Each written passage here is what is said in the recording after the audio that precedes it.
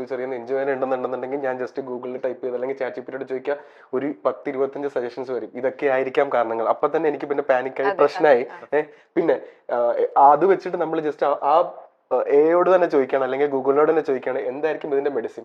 അപ്പൊ അത് മെഡിസിൻസും പറഞ്ഞിട്ട് നേരെ നമ്മൾ മെഡിക്കൽ സ്റ്റോറിൽ പോകുന്നു, ആ മെഡിസിൻ വാങ്ങിച്ച് കഴിക്കുന്നു. ശരിക്കും പറഞ്ഞു കഴിഞ്ഞാൽ ഇത് എയുടെ പ്രശ്നമല്ല, ചെയ്യുന്ന നമ്മുടെ പ്രശ്നമാണ്.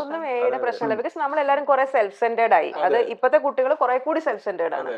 അവരിലേക്ക് തന്നെയാണ് അവർ നോക്കുന്നത്. സമയം സ്പെൻഡ് ചെയ്യണതും അവർ ഒറ്റയ്ക്കാണ്. അപ്പോൾ ഈ പ്രശ്നങ്ങളൊക്കെ നമ്മൾ കുറച്ചും കൂടി എക്സാജറേറ്റ് ചെയ്ത് കാണപ്പെടുന്നു. ഡിപ്രഷനൊക്കെ ഉള്ള കാര്യങ്ങൾ തന്നെയാണ് പലരും ആ ഫേസിൽ പോകുന്നത്. അവർക്ക് ഇപ്പൊ ആ നോളജ് ഒക്കെ വന്നു ഇതിനെ ഇങ്ങനെ പറയാമെന്നുള്ളത്. പണ്ട് നമ്മൾ ഇങ്ങനെ കരഞ്ഞിരിക്കുന്നു, അല്ലെങ്കിൽ മിണ്ടാതിരിക്കുന്നു, ഭക്ഷണം കഴിക്കാതിരിക്കുന്നു, ക്ഷീണിക്കുന്നു, ഇതൊക്കെ നമ്മൾ ഒന്നും അറിയാതെ കടന്നുപോയ സമയത്ത് അവർ അത് ഇങ്ങനെ കാണുമ്പോഴേ പറയുന്നു I am going through this എന്ന് പറഞ്ഞിട്ട് കുറെ കൂടി എന്നെ അങ്ങ് ഞാൻ ഡിഫൈൻ ചെയ്യുകയാണ് മറ്റുള്ളവരുടെ മുമ്പിൽ. ഞാൻ ഇങ്ങനെയാണ്, so you have to behave like this to be. Depression ആണെങ്കിൽ പണ്ടത്തെ ആൾക്കാർ അതിൽ നിന്ന് മാറണം എന്ന് ചിന്തിക്കുമായിരുന്നു. ഇപ്പം ഡിപ്രഷൻ തന്നെ, കാരണം മുറിക്കകത്ത് നിന്ന് പുറത്തിറങ്ങുന്നില്ല.